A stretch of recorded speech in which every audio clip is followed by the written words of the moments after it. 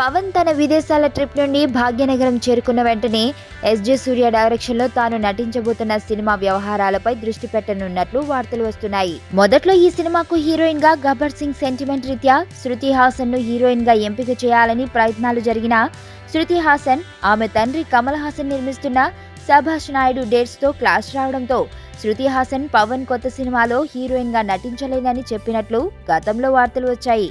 దీంతో ఈ సినిమాకు రకరకాల హీరోయిన్స్ పేర్లు బయటకు వచ్చి లేటెస్ట్ గా రకుల్ ప్రీత్ వద్ద ఆగాయి.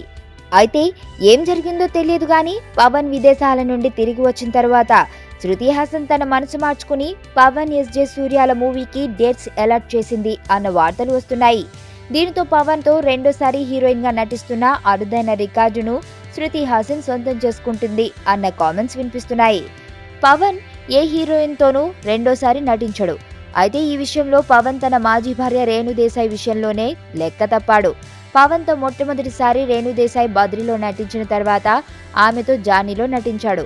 అయితే బద్రీ సూపర్ హిట్ అయితే జానీ సూపర్ ఫ్లాప్ మూవీ.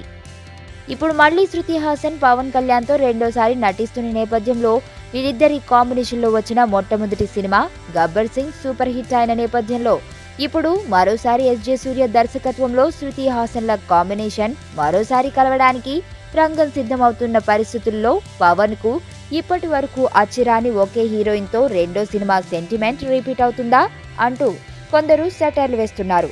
ఇంతకీ శృతి హాసన్ ఎంపిక ఎంతవరకు ఫైనల్ అన్నది తేలాల్సి ఉంది. ఫస్ట్ టైం చూస్తాన్రా ఇలాంటి అమ్మాయిని, మనసుకు మనసు, జాలికి జాలి.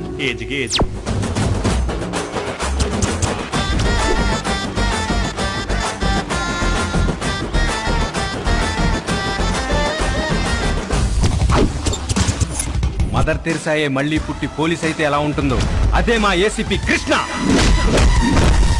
అయ్యో అయ్యో.